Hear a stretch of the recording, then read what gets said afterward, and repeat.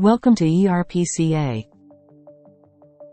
Now we will see how to edit user profile. On Users page, click on Action drop-down button for that respective user.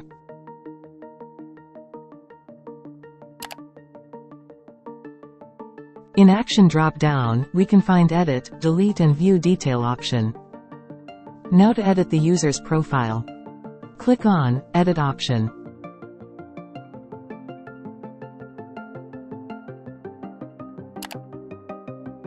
We will see User's Profile page. Now change or update the necessary information, and then click on Submit button.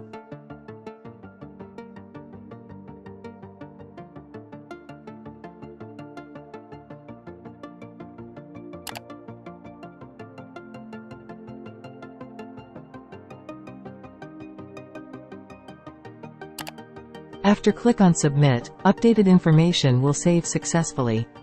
Thank you. With ERPCA, practice with ease.